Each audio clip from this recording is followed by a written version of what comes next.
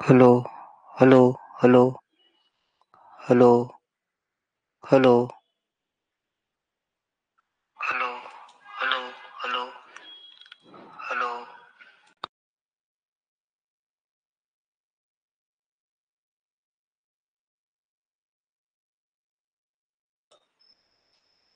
Hello, hello, hello, hello, hello, hello, hello, hello, hello, hello, आधीचं झालं का नाही? डबल करू.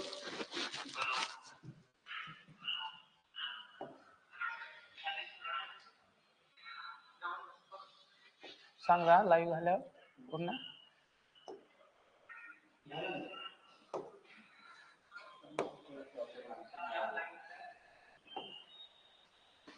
चला, थोडा साऊंडचा प्रॉब्लेम झाला होता.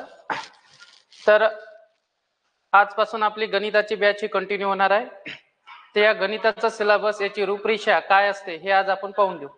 जसं आपण पहिलं चॅप्टर, अति महत्वाचं चॅप्टर, ते म्हणजे संख्या व संख्यांचे प्रकार. संख्या व संख्यांचे प्रकार.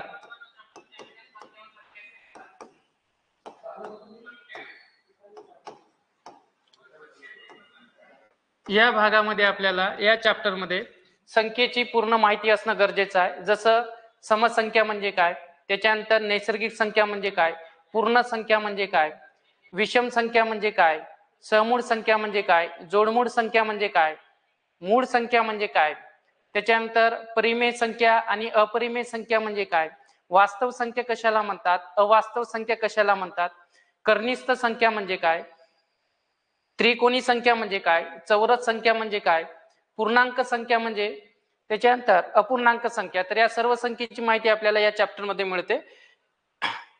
या सर्व संख्या ज्या आपण आता बघितलेल्या आहे किंवा डेफिनेशन मी तुम्हाला सांगितल्या कोणत्या संख्या आपल्याला बघायच्या आहे, तर या चॅप्टर मध्ये आपण डिटेल बघणारच आहोत.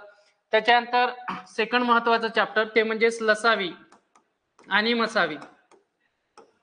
लसावी आणि मसावी. लसावी आणि मसावी मध्ये आपल्याला 2 आणि 3 डेफिनेशनचा महत्वाचा वापर करावा लागणार आहे.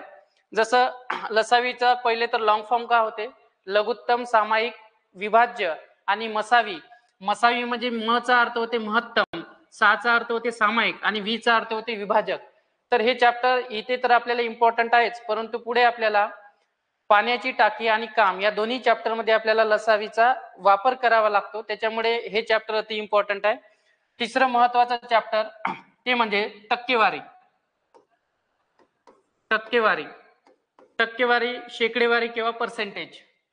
तर हे चॅप्टर शिकत असताना आपल्याला अति महत्वाचं चॅप्टर आहे.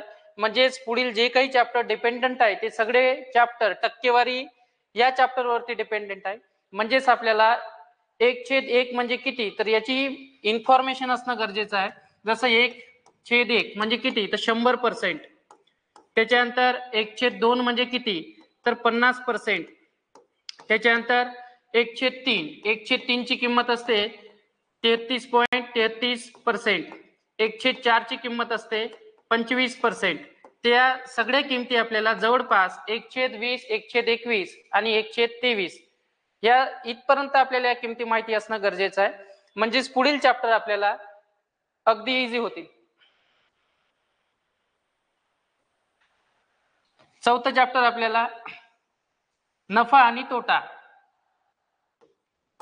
नफा आणि तोटा.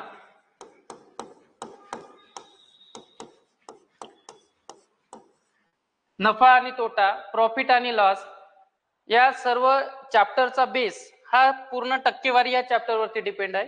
कारण नफा आणि तोटा म्हटलं तर पुन्हा याच्यामध्ये टक्केवारी हा एक क्रायटेरिया येतो. त्याच्यामुळे ज्या विद्यार्थ्यांची चांगली पकड टक्केवारीमध्ये झालेला आहे तेच विद्यार्थी नफा आणि तोटामध्ये एकदम प्रॉम्प्ट बनतील. तर म्हणजेच आपल्याला मूळ मुद्दा आहे की इथे टक्केवारीमध्ये जेवढ्या काही आपण किमती पुढे घेणार आहोत, जसं 1/1, 1/10 ची किंमत म्हणजे किती, 1/11 ची किंमत म्हणजे किती, 1/12 म्हणजे किती, 1/14 म्हणजे किती, तर या सर्व किमती आपल्याला पाठ असणं गरजेचं आहे. तर दोन्ही चॅप्टर इम्पॉर्टंट आहे पोलीस भरतीच्या दृष्टिकोनातून. त्याच्यानंतर 5वं चॅप्टर आपल्याला घ्यायचं आहे रेल्वे. 6 नंबर वरती चॅप्टर घ्यायचं आपल्याला, पाणी व पाण्याची टाकी.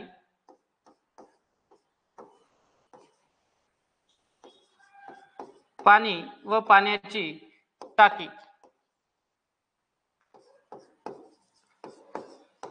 या चॅप्टरला जोडून काम हे चॅप्टर सुद्धा आपल्याला घ्यावं लागणार.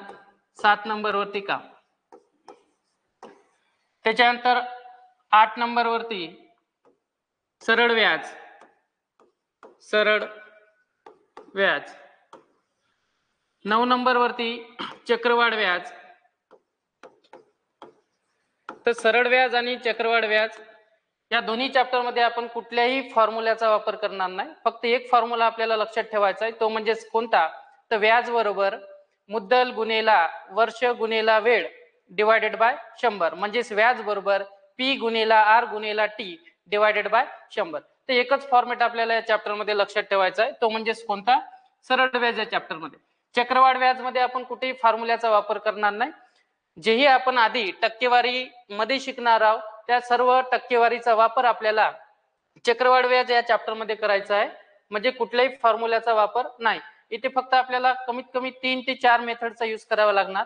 एक म्हणजे सक्सेसिव्ह मेथड, दुसरी म्हणजे ट्री डायग्राम आणि एक आहे बेसिक. आणि काही अशी एक्झाम्पल असू शकते ज्या एक्झाम्पल मध्ये आपल्याला ॲलिगेशनचा वापर करता येईल. 10 नंबर वरती आपण सरासरी हे चॅप्टर ठेवलेलं आहे. सरासरी. 11 नंबर वरती भागीदारी. भागीदारी हा चॅप्टर तसा नफा आणि तोटा याच्या सोबत थोडा संलग्न आहे. तर जेव्हा आपण नफा आणि तोटा हा चॅप्टर सुरू करू तेव्हाच सोबतच म्हणजे चॅप्टर नंबर 4 सोबतच आपण भागीदारी हा चॅप्टर सुद्धा घेऊन घेऊ. गुणोत्तर व प्रमाण. गुणोत्तर व प्रमाण. तर गणिताच्या दृष्टिकोनातून हा तुमचा सर्वात महत्वाचा सिलेबस आहे. पहिलं चॅप्टर आपण घेणार आहोत संख्या व संख्यांचे प्रकार. सेकंड चॅप्टर लसावी आणि मसावी. त्याच्यानंतर तिसरं चॅप्टर टक्केवारी. चौथं चॅप्टर घेणार आहे आपण नफा आणि तोटा. 5 नंबर वरती रेल्वे. 6 नंबर वरती पाणी व पाण्याची टाकी. 7 नंबर वरती काम. नंतर सरळ व्याज, चक्रवाढ व्याज, सरासरी, भागीदारी आणि गुणोत्तर व प्रमाण. तर हे सगळे चॅप्टर अति महत्वाचे आहे. त्याच्यामुळे आपल्याला एकही चॅप्टर इथे सोडता कामा नये. तर सुरू करू आपण पहिलं चॅप्टर, ते म्हणजे कोणतं? संख्या व संख्यांचे प्रकार.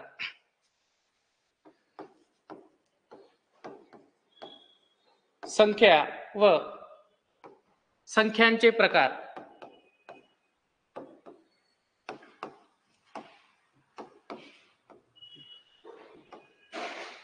या चॅप्टर मध्ये आपल्याला पूर्ण संख्येची माहिती असणं गरजेचं आहे. जसं आपण नैसर्गिक संख्या म्हणतो, तर नैसर्गिक संख्या म्हणजे काय? तर पहिली डेफिनेशन आपल्याला नैसर्गिक संख्या म्हणजेच नॅचरल नंबर हे माहिती पाहिजे ना आपल्याला. नैसर्गिक संख्या. तर इथे 2 महत्वाचे पॉइंट लक्षात ठेवायचा आहे. अशा संख्या ज्या संख्येची सुरुवात 1 पासून होते, मग 1 पुढे 2 3 4 5 6 7 ते पुढे अनंतपर्यंत जेवढ्या काही संख्या येतील या सर्व संख्या नैसर्गिक संख्या आहेत. त्या संख्यांना आपण नॅचरल नंबर असे म्हणतो. तर सोपी आणि एकदम साधी डेफिनेशन आहे. 1 पासून सुरू होणारी, पुढे 2 3 4 तर पुढे अनंतपर्यंत आपल्याला जेवढ्या काही संख्या मिळतील त्या सर्व संख्या या नैसर्गिक संख्या आहे. नैसर्गिक संख्यांनाच आपण नॅचरल नंबर असे सुद्धा म्हणतो. Natural number. आता याच्यामध्ये एक महत्वाचा पॉइंट लक्षात ठेवायचा, तो म्हणजे कोणता? तर झिरो. झिरो ही नैसर्गिक संख्या आहे का? तर असा जर प्रश्न विचारला आपल्याला तर झिरो ही नैसर्गिक संख्येमध्ये येत नाही. म्हणून आपण नैसर्गिक संख्येची डेफिनेशन तयार करताना आपण डेफिनेशनच 1 पासून सुरुवात केलेली आहे. तर इथे एक पॉइंट लिहायचा, झिरो ही संख्या नैसर्गिक संख्या नाही. ही संख्या नैसर्गिक संख्या नाही. नैसर्गिक संख्या नाही.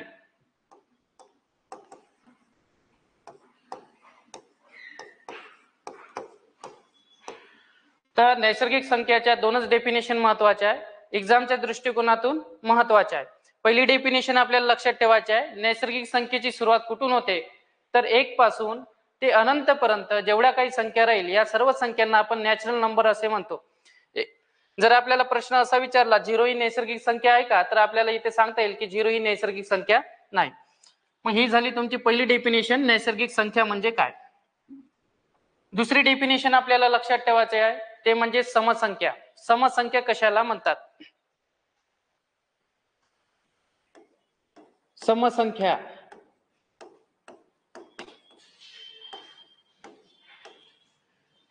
समसंख्या म्हणजे इव्हन नंबर. अशा संख्या ज्या संख्येच्या एकक स्थानी 0, 2, 4, 6, 8 यापैकी एखादाही अंक आलेला असेल तर अशा सर्व संख्यांना आपल्याला समसंख्या असे म्हणायचे आहे. जसं फॉर एक्झाम्पल आपल्याला एकक स्थानी कोणत्या संख्या पाहिजे, तर 0, 2, 4, 6 किंवा 8 यापैकी एखादाही अंक आलेला असेल तर अशा सर्व संख्यांना आपल्याला समसंख्या असं म्हणायचं आहे. जसं फॉर एक्झाम्पल 11,280, 5,998, 6,378, 5,424. आता इथे काही आपण एक्झाम्पल घेतलेले आहे, तर या समसंख्या आहे किंवा नाही. समसंख्याच्या अगोदर या सर्व संख्या नैसर्गिक संख्या आहे का असं सांगता येईल का आपल्याला, तर या सर्व संख्या काय नैसर्गिक संख्या आहे. डेफिनेशनच आपण त्या पद्धतीची पाहिलेली आहे की 1 पासून ते अनंत पर्यंतच्या जेवढ्या काही संख्या आहेत या सर्व संख्यांना आपण काय म्हणतो, नैसर्गिक संख्या. तर आता आपली सेकंड डेफिनेशन चालू आहे. सेकंड डेफिनेशन मध्ये काय म्हटलेलं आहे आपण की कुठली एखादी संख्या दिलेली आहे की नाही, त्या संख्येच्या एकक स्थानी कोणता अंक आलेला असेल, 0, 2, 4, 6 किंवा 8 म्हणजे 5 अंक आपल्याला लक्षात ठेवायचे आहे, 0, 2, 4, 6 आणि 8. तर आता इथं 11,280 ही संख्या दिलेली आहे, ही संख्या संख्या आहे का, तर मग याचं एकक पहिलं स्थान चेक करायचं. पहिलं स्थान म्हणजे कुठून, तर डाव्या बाजूकडून पहिलं स्थान असते, उजव्या बाजूकडून पहिलं स्थान. तर उजवी बाजू याची कोणती आहे, तर 0. मग इथं एकक स्थानवरती अंक कोणता आलेला आहे, तर 0. 0 हा समसंख्येचा दर्शक आहे, म्हणून 11,280 ही समसंख्या आहे. त्याच्यानंतर इथे एकक स्थानी कोणता अंक आलेला आहे, 8. मग 8 ही सुद्धा काय समसंख्येला दर्शवणारा अंक आहे, म्हणजेच आपल्याला इथे म्हणता येईल की 5,998 ही समसंख्या आहे. तिसरी संख्या 6,378, इथे सुद्धा एकक स्थानी 8 हा अंक आलेला आहे, ही सुद्धा संख्या कोणती होईल, समसंख्या. आणि एक शेवटची एक्झाम्पल घेतलं आपण इथे 5,424. मग ही समसंख्या आहे का, कुठल्याही संख्येच्या एकक स्थानी जर 0, 2, 4, 6, 8 यापैकी एखादा अंक आलेला असेल तर त्या संख्येला आपण समसंख्या असे म्हणतो. तर काही लोकांना एकक, दशक, शतक, हजार, 10,000, लक्ष आणि दशलक्ष याचं स्थान समजत नाही, तर अगदी सोपं असं स्थान असते. थोडं आपण या संख्येला वाढवून देऊ इकडे. ही एक साधी आणि सोपी संख्या दिलेली आहे आपल्याला. तर याचं स्थान ठरवताना नेहमी उजवीकडून डावीकडे असं स्थान ठरवायचं असते. तर सगळ्यात आधी डावी बाजू आणि उजवी बाजू म्हणजे काय, तर बरेचसे लोक या दोन बाजूमध्ये कन्फ्युजन असते. तर आपण मराठी लिहिताना आपण मराठीची एक डेफिनेशन यूज करतो. मराठी किंवा संस्कृती ही भाषा आपण डावीकडून उजवीकडे लिहित असतो. कुठून, डावीकडून उजवीकडे. मग आपण हे आपलं कन्सिडर करू, हे पेज आहे आपलं आणि आपल्याला मराठी ही भाषा लिहायची आहे. तर आपण भाषा कुठून चालू करणार, डावीकडून. मग ही झाली आपली डावी बाजू आणि ही बाजू झाली आपली उजवी बाजू. तर संख्येचं स्थान दर्शवित असताना नेहमी आपल्याला उजव्या बाजूकडून दर्शवायचं आहे, न की डाव्या बाजूकडून. मग हे एकक स्थान, त्याच्यानंतर दशक, शतक, हजार, 10,000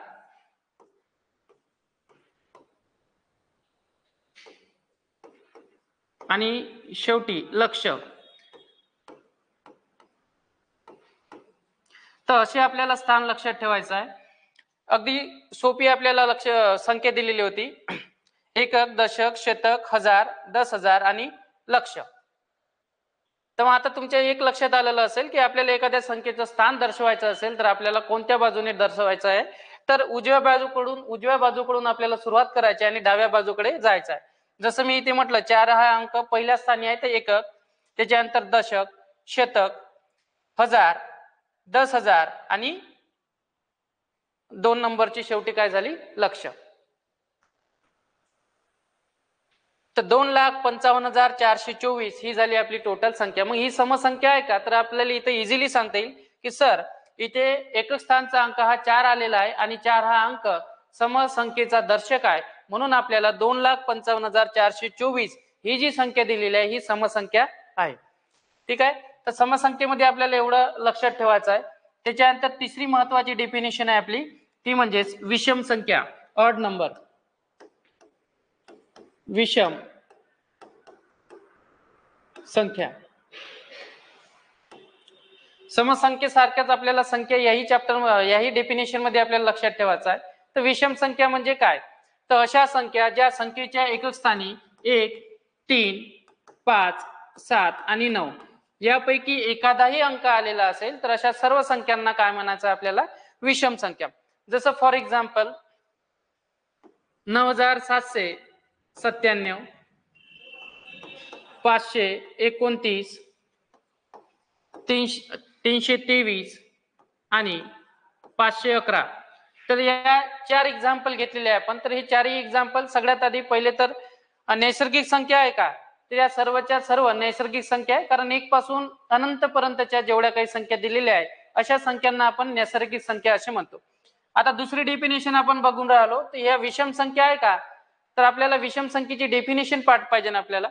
जर एखादी संख्येच्या एकक स्थानी कोणते अंक आलेले असेल, 1, 3, 5, 7 आणि 9 यापैकी एखादाही अंक आलेला असेल तर अशा सर्व संख्यांना आपण विषम संख्या असे म्हणतो. जसं फॉर एक्झाम्पल आपण पहिलं उदाहरण घेतलेलं आहे 9,797, तर ही विषम संख्या आहे का, तर इथं आपल्याला याचं स्थान चेक करावं लागेल की एकक स्थानावरती कोणता अंक आलेला आहे. तर एकक स्थानावरती एक हा झाला एकक, दशक, त्याच्यानंतर एकक, दशक, शतक आणि हजार, म्हणजे 9,797. तर इथे आपल्याला एकक स्थानी 7 हा अंक दिलेला आहे आणि 7 हा अंक का दर्शवतो, तर एकक स्थान या संख्येचं, म्हणून ही संख्या कोणती संख्या आहे, समसंख्या आहे, विषम संख्या आहे की नैसर्गिक संख्या आहे. तर आपल्याला इथे म्हणता येईल सर इथे एकक स्थानी 7 हा अंक आलेला आहे म्हणजे ही संख्या विषम संख्या आहे असं आपल्याला म्हणता येईल. मग ही नैसर्गिक संख्या तर आहेच, सोबत ही विषम संख्या सुद्धा आहे. ठीक आहे. त्याच्यानंतर 323, मग इथे ही जी संख्या दिलेली आहे आपल्याला, इथे 323 मध्ये एकक स्थानचा अंक कोणता आहे, तर इथे एकक स्थानचा अंक आहे 3. मग ही विषम संख्या आहे का, आहे, कारण इथे एकक स्थानी 3 हा अंक आलेला आहे, म्हणून ही संख्या 323 ही झाली विषम संख्या. त्याच्यानंतर 529, इथे एकक स्थानी 9 हा अंक आलेला आहे, ही सुद्धा विषम संख्या आहे. 511, इथे एकक स्थानी 1 हा अंक आलेला आहे, म्हणून ही सुद्धा काय विषम संख्या आहे. तर दिलेल्या सर्व संख्या या विषम संख्या आहेत, सोबत नैसर्गिक संख्या सुद्धा आहे. तर सेकंड डेफिनेशन सुद्धा तुमच्या लक्षात आली असेल, विषम संख्या म्हणजे काय, पहिले नैसर्गिक संख्या, त्याच्यानंतर सम, त्याच्यानंतर विषम संख्या. नेक्स्ट चौथी डेफिनेशन आपल्याला लक्षात ठेवायची इथे, पूर्णांक संख्या. पूर्णांक संख्या ज्याला आपण होल नंबर असे म्हणतो, आणि 5 नंबर वरती लक्षात ठेवायचं आपल्याला अपूर्णांक संख्या. अपूर्णांक संख्या, इरॅशनल नंबर. आता पूर्णांक संख्या आणि अपूर्णांक संख्या दोन्ही डेफिनेशन आपण सोबतच लिहिलेले आहे. तर दोन्ही डेफिनेशन एकाच वेळेस लक्षात ठेवायचे आपल्याला. आता पूर्णांक संख्या म्हणजे काय, तर पूर्णांक संख्येमध्ये कोणत्या संख्या येते, तर इथं लक्षात ठेवायचं आहे 0 प्लस 1 पासून अनंत पर्यंत, म्हणजे 1, 2, 3, 4 ते अनंत पर्यंत जेवढ्या काही संख्या आहे या सर्व संख्या पूर्णांक संख्येमध्ये येते. मग इथे आपल्याला अगदी साधे आणि सोपी डेफिनेशन अशी बनवता येईल की नैसर्गिक संख्येमध्ये जर आपण 0 ऍड केला तर त्या संख्या कोणत्या होतात, तर त्या संख्या कोणत्या होतात, पूर्णांक संख्या. ठीक आहे. तर इथे महत्वाचा मुद्दा काय, तर पूर्णांक संख्यामध्ये नैसर्गिक संख्या तर आहेच, आहे की नाही, म्हणजे 1 पासून पुढे अनंतपर्यंतच्या जेवढ्या काही संख्या दिलेल्या आहे ह्या सर्व नैसर्गिक संख्या, त्या नैसर्गिक संख्या पूर्णांक संख्येमध्ये तर येतात, सोबतच 0 ही सुद्धा संख्या याच्यामध्ये इन्क्लूड केलेली आहे. तर पूर्णांक संख्येची साधी आणि सोपी डेफिनेशन इथे लक्षात ठेवायची आहे. नैसर्गिक संख्येमध्ये 0 येतो का, तर नाही, परंतु पूर्णांक संख्या जर म्हटलं तर पूर्णांक संख्यामध्ये नैसर्गिक संख्येसोबतच 0 ही सुद्धा संख्या आपल्याला याच्यामध्ये ऍड करायची आहे. त्याच्यानंतर अपूर्णांक संख्या. आता अपूर्णांक संख्या म्हणजे काय, ज्या संख्या पॉइंट मध्ये आहे अशा सर्व संख्यांना आपण अपूर्णांक संख्या असे म्हणतो. मग आता त्या संख्या अंश आणि छेदाच्या स्वरूपामध्ये राहू शकते. जसं फॉर एक्झाम्पल एक संख्या दिलेली आहे आपल्याला 32.540, त्याच्यानंतर 113.27.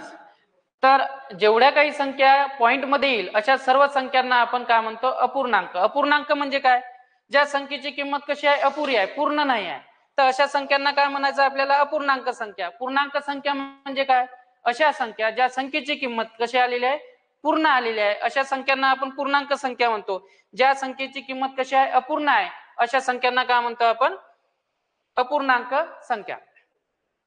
आता याच्यामध्ये काही डेफिनेशन लक्षात ठेवायचे आपल्याला. जसं आवर्ती संख्या दिलेली आहे आपल्याला, तर ही डेफिनेशन महत्वाची आहे. आवर्ती संख्या म्हणजे काय,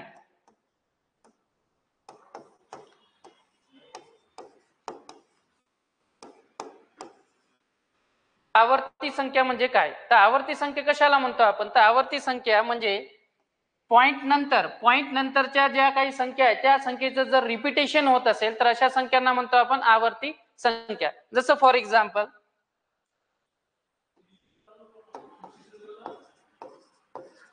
आता 93.2222 किंवा 222 ही संख्या आपण लिहिलेली आहे इथं. तर इथे जर आपण ऑब्झर्वेशन केलं तर इथे पॉइंट नंतर इथे पॉइंट आहे 3च्या समोर, मग 3च्या समोरील पुढील ज्या काही संख्या आहे या संख्येचं काय झालेलं आहे, रिपिटेशन. इथे बघा 2 2 2 आणि 2. मग पॉइंट नंतर जेवढेही संख्येचं रिपिटेशन होत असेल तर अशा सर्व संख्यांना काय म्हणतो आपण, आवर्ती दशांश अपूर्णांक. मग ही अपूर्णांक संख्याचं आहेच, परंतु त्याच्यासोबत काय, आवर्ती संख्या सुद्धा आहे. याच्यामध्ये आणखी एक डेफिनेशन लक्षात ठेवायचे आहे आपल्याला, व्यवहारी अपूर्णांक. व्यवहारी अपूर्णांक म्हणजे काय, जसं हे एक्झाम्पल घेतलेलं आहे आपण, ते व्यवहारी अपूर्णांक झालेला आहे की नाही. म्हणजे पॉइंट नंतर येणाऱ्या संख्या कशा आहे, डिफरंट आहे. जसं इथे 540 दिलेलं आहे, इथं पॉइंट नंतर काय दिलेलं आहे आपल्याला, 27 दिलेलं आहे. ठीक आहे. तर ह्या झाल्या आपल्या, हे दोन्ही उदाहरण जे लिहिलेले आहे ते झाले आपले व्यवहारी अपूर्णांक. आणि एक एक्झाम्पल लिहिलेलं आहे आपण 93.2222, तर हे उदाहरण आपल्याला आवर्ती संख्येमध्ये टाकता येईल. तर अशी ही डेफिनेशन आपल्याला लक्षात ठेवायची आहे, पूर्णांक संख्या आणि अपूर्णांक संख्या. तर इथे आपल्या 5 डेफिनेशन झाल्या. एक म्हणजे नैसर्गिक संख्या म्हणजे काय, त्याच्यानंतर आपण पाहिलं की समसंख्या म्हणजे काय, त्याच्यानंतर विषम संख्या म्हणजे काय. ह्या तिन्ही डेफिनेशन आपल्याला लक्षात ठेवायचेच आहे, सोबत पूर्णांक संख्या आणि अपूर्णांक संख्येची डेफिनेशन. त्याच्यानंतर थोडं पुढे जाऊ आपण, डेफिनेशन नंबर 6, परिमेय संख्या.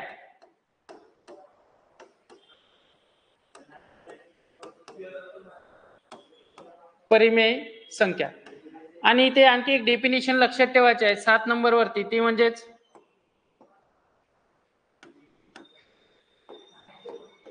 अपरिमेय संख्या. अपरिमेय संख्या. तर दोन्ही डेफिनेशन अगदी सोपे आहे. परिमेय संख्या म्हणजे काय आणि अपरिमेय संख्या म्हणजे काय. परिमेय संख्या कशाला म्हणतो आपण, तर परिमेय संख्या म्हणजे काय आणि अपरिमेय संख्या म्हणजे काय. तर या दोन्ही डेफिनेशनला आपण एका संख्येनं दर्शवलेलं आहे, त्या म्हणजेच कोणत्या, वास्तव संख्या. त्याला काय म्हणतो आपण, वास्तव संख्या. म्हणजेच परिमेय संख्येमध्ये आणि अपरिमेय संख्येमध्ये येणाऱ्या जेवढ्या काही संख्या आहेत या सर्व संख्यांना आपण काय म्हणणार आहे, वास्तव संख्या. मग आता परिमेय संख्या आणि अपरिमेय संख्या म्हणजे काय, तिकडे साईडला बसा. आता परिमेय संख्या आणि अपरिमेय संख्या म्हणजे काय, तर परिमेय संख्या म्हणजे काय, ज्या संख्येचं उत्तर आपल्याला गणितीय प्रक्रियेने काढता येते अशा सर्व संख्यांना आपण काय म्हणणार आहे, परिमेय संख्या. ज्या संख्येचं उत्तर आपल्याला गणितीय प्रक्रियेने काढता येणार आहे अशा सर्व संख्यांना कोणत्या संख्या म्हणणार आहे आपण? परिमेय संख्या. म्हणजे इथं आपल्याला सेकंड डेफिनेशन लक्षात ठेवता येईल की परिमेय संख्येचं उत्तर काढत असताना इथे आपल्याला लॉग टेबल, कॅल्सी किंवा कॅल्क्युलेटरचा वापर करायचा नाही आहे. तर अशा सर्व संख्यांना आपल्याला काय म्हणता येईल? परिमेय संख्या. जसं फॉर एक्झाम्पल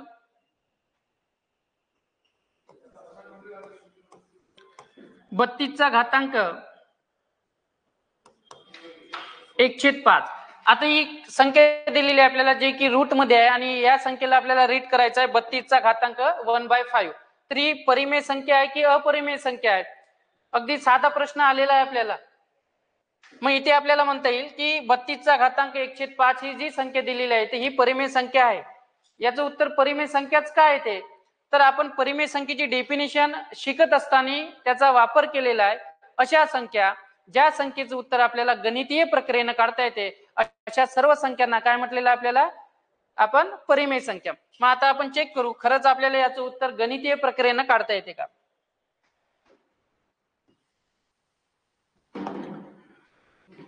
चला, तर या संख्येला आपल्याला लिहिता येईल 32चा घातांक 1/5. आता 32 या संख्येला आपल्याला सॉल्व्ह करता येईल का? तर इथे जर आपण 2चा घातांक 5 केला तर इथे आपल्याला 32 ही संख्या मिळते. 2चा घातांक किती? 5. म्हणजे 2चा गुणाकार किती? तर 5 वेळा. 2 गुणिला 2 गुणिला 2, 2 गुणिला 2. इथे मल्टिप्लिकेशन करून बघा. 2 दोन्ही 4, 4 दोन्ही 8, 8 दोन्ही 16 आणि 16 दोन्ही 32. म्हणजे आपल्याला 32 या संख्येच्या ठिकाणी 2चा घातांक 5 ही संख्या आपल्याला लिहिता येईल. मग इथे आपण 2च्या डोक्यावरती 5 ही संख्या लिहू आणि जो आपल्याला घातांक दिलेला 1/5 हा आपण जैसे ठेवू. मग आता ही संख्या झाली 2चा घातांक 5 आणि त्या सर्व संख्येचा घातांक काय झाला? 1/5. तर एखाद्या संख्येचा घात दिलेला असेल आणि त्या घाताचा घात आलेला असेल तर घातामध्ये काय होते? गुणाकाराची क्रिया. जसं इथे दिलेलं आहे 2चा घातांक 5 आणि या संपूर्ण संख्येचा घातांक काय दिलेला आपल्याला? 1/5. म्हणजे एखाद्या संख्येचा घाताचा घात दिलेला असेल तर त्यांच्यामध्ये गुणाकाराची क्रिया होते. मग ते आपण सॉल्व्ह करू. 2च्या डोक्यावरती 5 गुणेला किती? 1/5. आणि हे सॉल्व्ह केल्यानंतर इथे इथे 2च्या डोक्यावरती 1 म्हणजे याचं उत्तर किती होईल? तर 2. म्हणजेच आपल्याला एक साधा आणि सिंपल एक्झाम्पल दिलेलं होतं. 32चा घातांक किती? 1/5. मग ही संख्या आपल्याला परिमेय संख्या आहे का अपरिमेय संख्या आहे एवढंच सांगायचं होतं. परंतु परिमेय संख्या आहे अपरिमेय संख्या आहे हे उत्तर शोधण्यासाठी आपल्याला काय करावं लागलं? पूर्णच्या पूर्ण हे उदाहरण सॉल्व्ह करावं लागलं आणि याचं उत्तर आपण गणितीय प्रक्रियेने काढलेलं आहे. म्हणजेच याचं उत्तर सॉल्व्ह करत असताना आपण कुठेही लॉग टेबलचा यूज केलेला नाही, कॅल्क्युलेटरचा यूज केलेला नाही, फक्त आपण पेनाचा वापर करून आणि डोक्याचा वापर करून हे उदाहरण सॉल्व्ह केलेलं आहे आणि याचं उत्तर किती आलं? 2. म्हणजेच 2 ही परिमेय संख्या आहे. म्हणजेच आपल्याला इथे म्हणता येईल की 32चा घातांक 1/5 ही काय? परिमेय संख्या आहे. तर असे भरपूर एक्झाम्पल आपल्याला परिमेय संख्येमध्ये दाखवता येईल. फक्त आपल्याला इथे एवढंच लक्षात ठेवायचं आहे अशा संख्या ज्या संख्येचं उत्तर आपल्याला गणितीय प्रक्रियेने काढता येते अशा सर्व संख्यांना आपण परिमेय संख्या असे म्हटलेलं आहे. आणखी एक एक्झाम्पल घेऊ आपण इथे.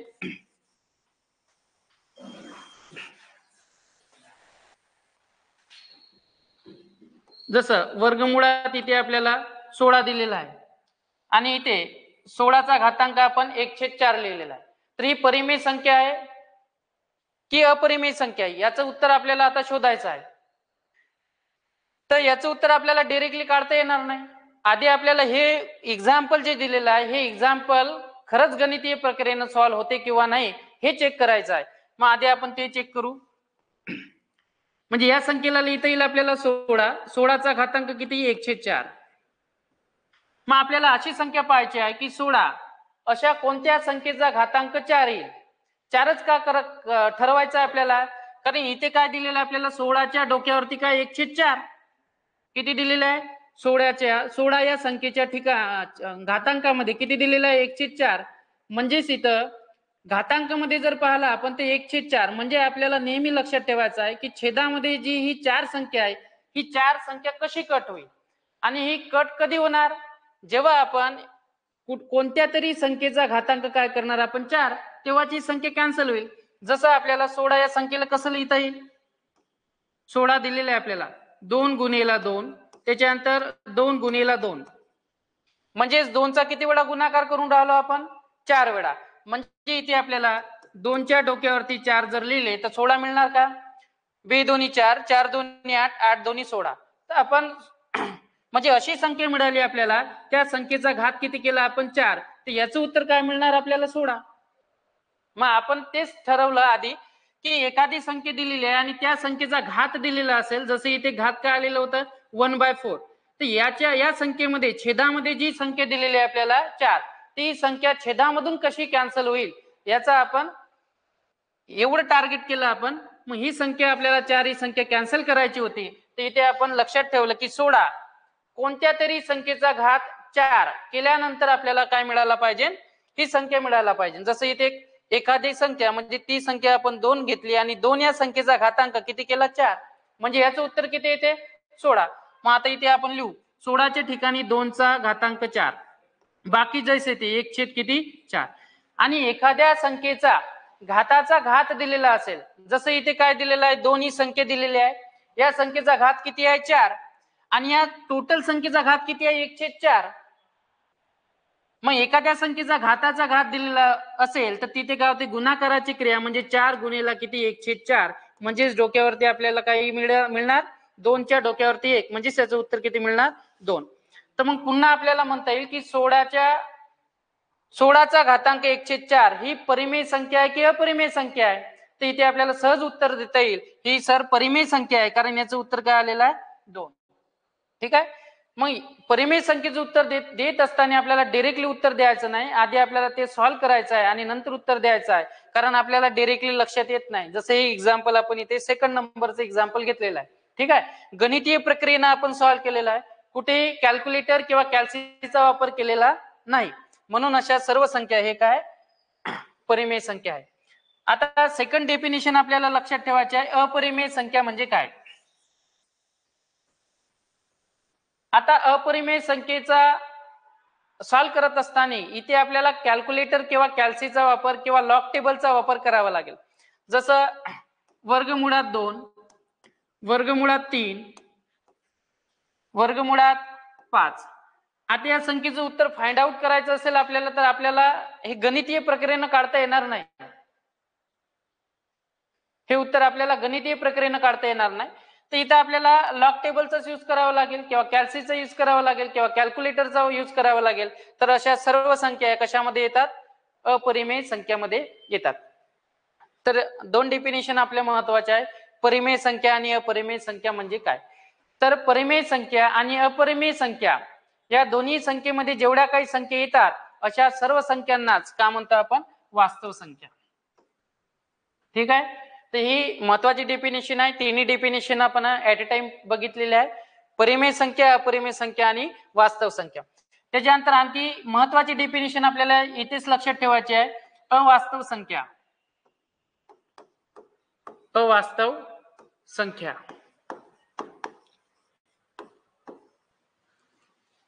आता अवास्तव संख्या म्हणजे काय?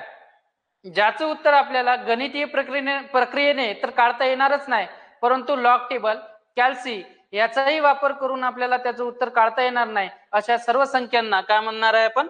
अवास्तव संख्या. जसं फॉर एक्झाम्पल वर्गमुळात -5, तर याचं उत्तर आपल्याला काढता येणार का? तर बिलकुल काढता येणार नाही. गणितीय प्रक्रियेने तर येणारच नाही, परंतु सोबतच तुम्ही इथे लॉग टेबलचा यूज केला तरी याचं उत्तर फाइंड आउट करता येणार नाही आपल्याला. कॅल्सीचा यूज केला, कॅल्क्युलेटरचा यूज केला तरीही आपल्याला याचं उत्तर फाइंड आउट करता येणार नाही. म्हणजे अशा सर्व संख्यांना काय म्हणणार आहे आपण? अवास्तव संख्या. जसं पुन्हा वर्गमुळात -7, वर्गमुळात -8, वर्गमुळात -10. तर या सगळ्या संख्या अवास्तव संख्या आहे. तर इथे आपण 4 डेफिनेशन शिकलो आपण. पहिली तर परिमेय संख्या, ज्याचं उत्तर आपल्याला गणितीय प्रक्रियेने काढता येते. अपरिमेय संख्या, ज्याचं उत्तर काढण्यासाठी आपल्याला लॉग टेबल, कॅल्सीचा किंवा कॅल्क्युलेटरचा वापर करावा लागेल. या दोन्ही संख्यांना मिळून आपण वास्तव संख्या म्हटलेला आहे. आणि अवास्तव संख्या म्हणजे काय? ज्याचं उत्तर आपल्याला गणितीय प्रक्रियेने काढता येणार नाही, लॉग टेबल कॅल्सी आणि कॅल्क्युलेटरचा वापर करून सुद्धा आपल्याला उत्तर काढता येणार नाही अशा सर्व संख्यांना काय म्हटलेलं आहे आपण अवास्तव संख्या. तर आतापर्यंत आपण नैसर्गिक संख्येची डेफिनेशन पाहिलेली आहे, त्याच्यानंतर समसंख्या, त्याच्यानंतर विषम संख्या, त्याच्यानंतर पूर्णांक संख्या, अपूर्णांक संख्या आणि शेवटच्या या 4 डेफिनेशन आपल्याला लक्षात ठेवायच्या आहे, परिमेय संख्या, अपरिमेय संख्या, वास्तव संख्या आणि अवास्तव संख्या. आता जाऊ पुढे.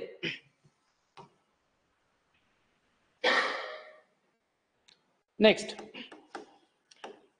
मूळ संख्या अति महत्वाच्या संख्या आहे. त्याच्यानंतर सहमूळ संख्या कशाला म्हणतो आपण, सहमूळ संख्या आणि जोडमूळ संख्या, जोडमूळ संख्या. तर याच्यावरती नेहमी प्रश्न विचारलेले आहे, मूळ संख्या, सहमूळ संख्या आणि जोडमूळ संख्या. तर मूळ संख्येची डेफिनेशन अगदी इझी आहे. अशी संख्या ज्या संख्येला एकने सोडून त्याच संख्येने भाग जात असेल तर अशा सर्व संख्यांना आपण काय म्हटलेलं आहे, मूळ संख्या, ज्याला आपण प्राईम नंबर असे म्हणतो. म्हणजे अशी संख्या ज्या संख्येला एकने सोडून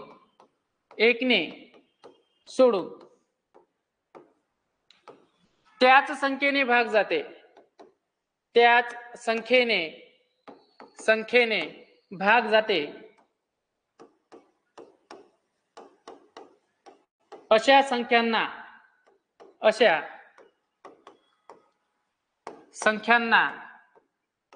मूळ संख्या असे म्हणतात, मूळ संख्या असे म्हणतात.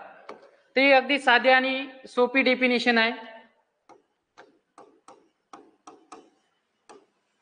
जसं फॉर एक्झाम्पल आपल्याला 3 ही संख्या दिलेली आहे, मग 3 ही संख्या मूळ संख्या आहे का, ते म्हणता येईल. एकने तर सर्व संख्येला भाग जाईल. मग आपण डेफिनेशनचा वापर करत असताना त्याच्यामध्ये आधीच एक पॉइंट ऍड केलेला आहे की अशी संख्या ज्या संख्येला एकने सोडून, कारण एकने दिलेल्या सर्व संख्येलाच भाग जाईल, मग एकने सोडून इतर कोणत्याही संख्येने भाग जात नसेल, त्या संख्येला त्याच संख्येने भाग जात असेल तर अशा सर्व संख्यांना काय म्हणणार आहे आपण, मूळ संख्या. जसं 3 ही मूळ संख्या आहे का, तर 3 ही मूळ संख्या आहे म्हणता येईल आपल्याला. त्याच्यानंतर 5 ही मूळ संख्या आहे का, तर या संख्येला एकने तर भाग जातोच, परंतु एक व्यतिरिक्त इतर कोणत्याही संख्येने भाग जात नाही, आहे की नाही. म्हणून ही सुद्धा काय झाली, मूळ संख्या. मग आता एक पुन्हा उदाहरण घेतो, 9 ही मूळ संख्या आहे का, तर ही मूळ संख्या होणार नाही, कारण या संख्येला एकने तर भाग जातोच, आहे की नाही. सोबत 3 ने सुद्धा भाग चालला, 9 ने तर भाग जाणारच आहे की नाही. मग आपल्याला ही मूळ संख्या आहे का असे म्हणता येईल का, तर ही मूळ संख्या होणार नाही. आपली डेफिनेशनच आहे की अशी संख्या ज्या संख्येला एकने व त्याच संख्येने भाग जाते, इतर कोणत्याही संख्येने भाग जाणार नाही, अशा सर्व संख्यांना काय म्हटलेलं आहे आपण, मूळ संख्या. मग 9 ही मूळ संख्या होणार का, तर नाही, कारण या संख्येला 1 आणि 9 व्यतिरिक्त कशाने भाग जात आहे, 3 ने सुद्धा भाग जाऊन राहिलेला आहे, म्हणून ही विषम मूळ संख्या होणार नाही.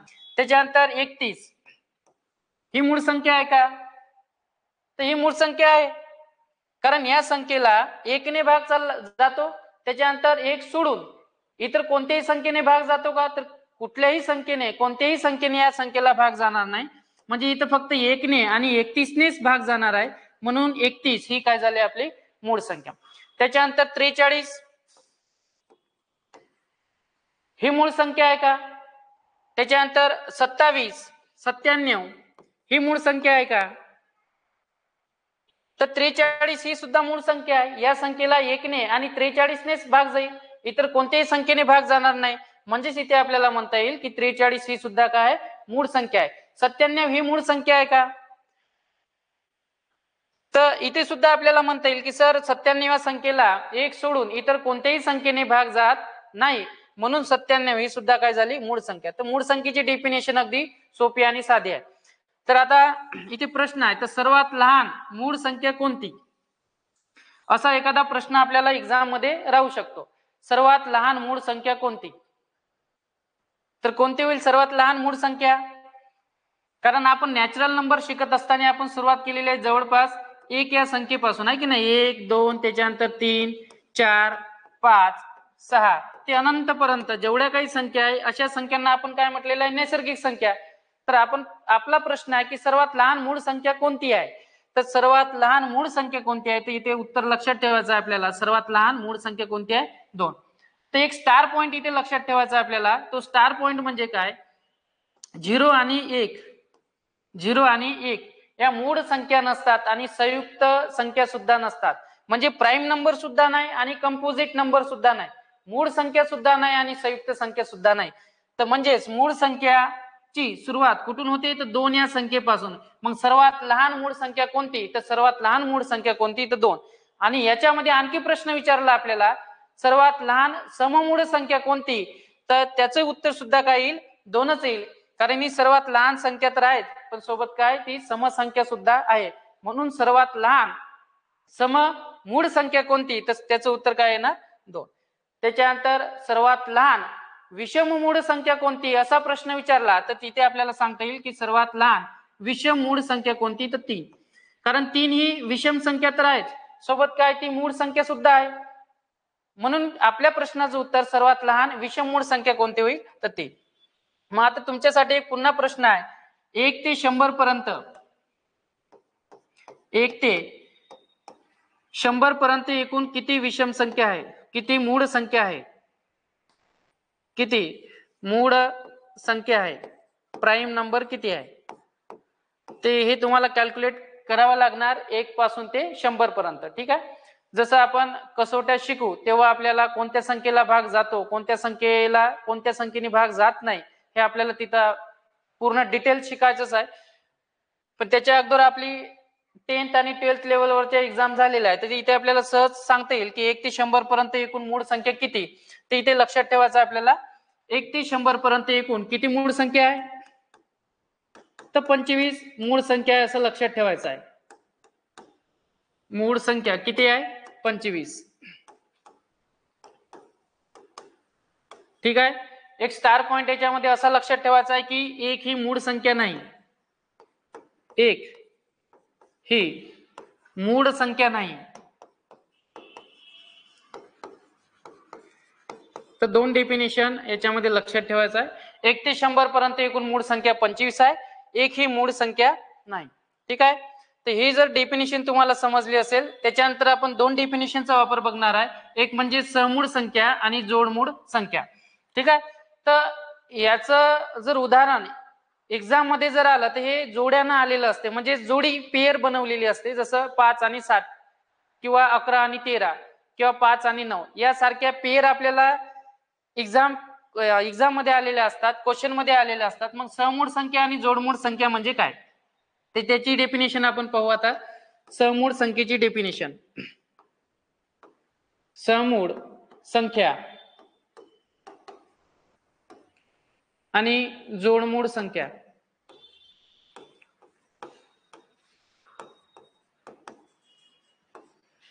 तर दोन्ही डेफिनेशन मध्ये जर आपण ऑब्झर्वेशन केलं तर दोन्ही डेफिनेशन मध्ये एक शब्द आलेला आहे. एक म्हणजे काय, इथेही मूळ संख्या आणि इथेही मूळ संख्या. आणि मूळ संख्येची डेफिनेशन आताच पाहिली आपण, अशा संख्या ज्या संख्येला 1 सोडून इतर कोणत्याही संख्येने भाग जात नाही, अशा सर्व संख्यांना काय म्हटलेलं आहे आपण, मूळ संख्या. मग आता या डेफिनेशन मध्ये थोडं ऑब्झर्वेशन केलं तर इथं मूळ हा शब्द लागलेला आहे आणि इथेही मूळ हा शब्द लागलेला आहे. तर आपण पाहू कोणत्या संख्येमध्ये मूळ या संख्येची डेफिनेशन आपल्याला लक्षात ठेवायचं आहे. तर इथे जोडमूळ संख्या म्हणजे काय, तर इथे आपल्याला लक्षात ठेवायचं आहे, अशा संख्या, दोन्ही संख्या आपल्याला मूळ संख्या तर पाहिजेच, दोन्ही संख्या कशा पाहिजे, आपल्याला मूळ संख्या सोबतच आपल्याला त्या दोन संख्येमधील अंतर किती पाहिजे, तर 2. एवढं लक्षात ठेवायचं आपल्याला जोडमूळ संख्या. तर इथे मूळ हा जो शब्द दिलेला आहे आपल्याला, या शब्दाचा वापर करायचा आहे. काय पाहिजे, दोन्ही संख्या मूळ असणं गरजेचं आहे. दोन्ही संख्या मूळ म्हणजे प्राईम नंबर पाहिजे.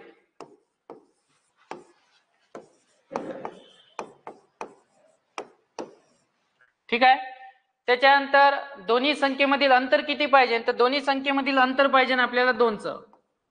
दोन्ही संख्येमधील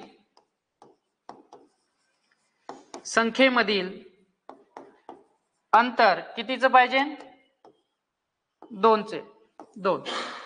तर तेव्हा ती जोडमूळ संख्येची जोडी होईल. जसं फॉर एक्झाम्पल आपण एक एक्झाम्पल घेऊ, 3 आणि 5. तर ही समूळ संख्येची किंवा जोडमूळ संख्येची जोडी आहे का, तर आपल्याला सांगता येईल. आता जोडमूळ संख्येची डेफिनेशन झालेली आहे आपल्याला, सर की जे पेअर मध्ये संख्या दिलेली आहे ह्या दोन्ही संख्या कशा पाहिजे ना, आपल्याला दोन्ही संख्या मूळ असणं गरजेचं आहे. इथे दिलेलं आहे, पण दोन्ही संख्या कशा पाहिजे मूळ.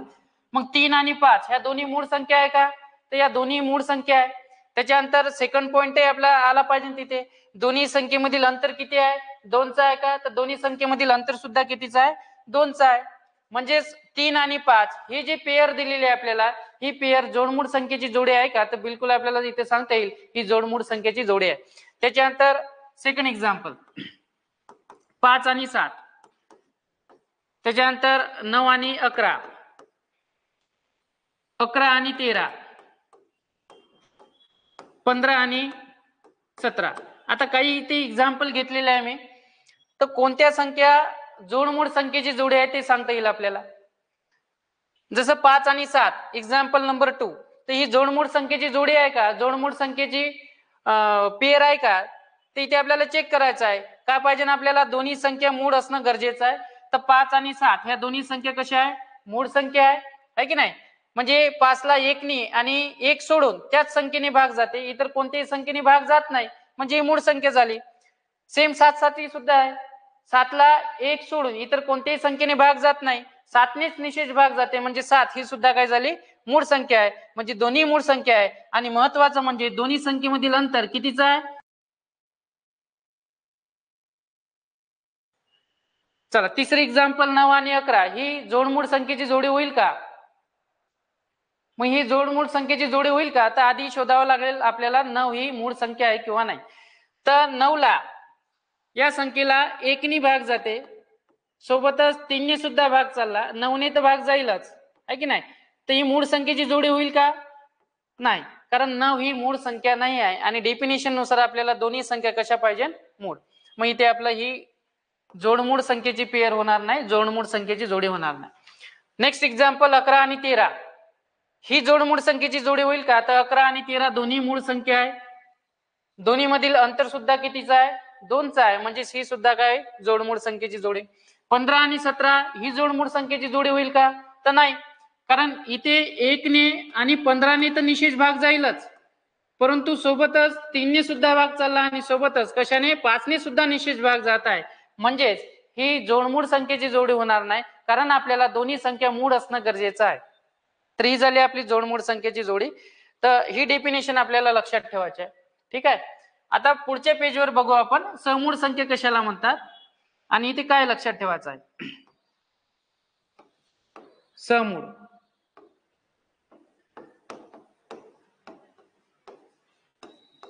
समूळ संख्या ज्याला आपण कोप्राईम नंबर असे म्हणतो, कोप्राईम नंबर.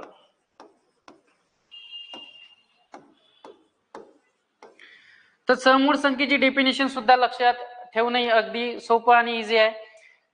तर इथे महत्वाचं इथेही शब्द आलेला एक मूळ, पण याचा अर्थ होते वेगळा.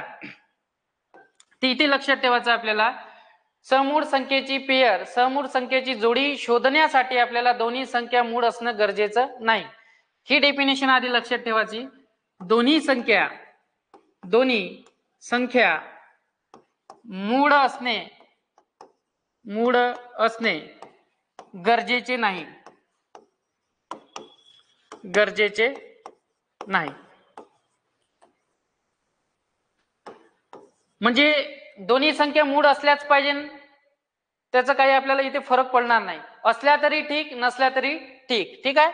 तर इथे ह्या पॉइंट आपल्याला स्टार पॉइंट लक्षात ठेवायचा आहे. समूळ संख्यामध्ये दोन्ही संख्या मूळ असणे गरजेचे नाही. म्हणजेच मग सर मूळ संख्या असली तर ठीक, नसली तरी ठीक. सेकंड डेफिनेशन लक्षात ठेवायचे आपल्याला, इथे सामायिक फॅक्टर असता कामा नये. सामायिक अवयव नसणे. जर या दोन डेफिनेशन फॉलो होत असेल तर ती जोडी कशाची जोडी म्हणता येईल आपल्याला, समूळ संख्येची जोडी अशी म्हणता येईल. आता सामायिक अवयव असणे किंवा नसणे म्हणजे काय, तर हे उदाहरण आपण उदाहरणातून सॉल्व्ह करून घेऊ आपण. जसं 3 आणि 17 या दोन संख्या दिलेल्या आपल्याला, किंवा 16 ही संख्या घेऊ आपण, 3 आणि 16. एक साधा आणि सिंपल एक्झाम्पल दिलेला आहे. तर इथे आधी पाहू आपण ही जोडमूळ संख्येची जोडी आहे का, तर जोडमूळ संख्येची जोडी होणारच नाही, कारण याच्यामधलं अंतरच खूप जास्त आहे. 16 - 3 जर केले तर याचं उत्तर किती येते, 13. ठीक आहे. तर ही जोडमूळ संख्येची जोडी नाही. तर मग आता चेक करावं लागेल आपल्याला समूळ संख्येची जोडी आहे का. तर दोन्ही संख्या मूळ असणं गरजेचं नाही. ठीक आहे. आता जसं 3 ही मूळ संख्या आहे, सोबत ती विषम संख्या सुद्धा आहे, तर 3 ही मूळ संख्या आहे, परंतु 16 ही मूळ संख्या आहे का, तर ही 16 ही मूळ संख्या नाही आहे. आणि डिफिनेशन मध्ये लिहिलेलंच आहे आपण, दोन्ही संख्या मूळ असणे गरजेचं नाही. असल्या तरी ठीक, नसल्या तरी ठीक. बट इथे आपल्याला सेकंड डेफिनेशनचा वापर करायचा आहे, सामायिक अवयव नसणे. सामायिक अवयव नसणे म्हणजे काय, एक सोडून जसं 3 ला कितीने भाग जाते, 3 या संख्येने भाग जाते. 16 ला कितीने भाग जाते, 4 ने भाग जाते, 2 ने भाग जाते, आणि 8 ने भाग जाते, आणि 16 ने भाग जाते. मग याच्यामध्ये कुठे कॉमन फॅक्टर दिसते का आपल्याला, नाही आहे की नाही. मग इथे 3 नेच भाग जाते, 3 ने 16 ला भाग चालला का, नाही. म्हणजे जसं 4 ने 16 ला भाग जाईल, 2 ने 16 ला, 8 ने 16 ला भाग जाईल, 16 ने 16 ला भाग जाईल. परंतु या संख्येने 4, 2, 8 आणि 16 ने 3 ला भाग जाईल का, नाही. तर मग इथे कुठेही आपल्याला सामायिक फॅक्टर दिसत नाही, सामायिक अवयव दिसत नाही.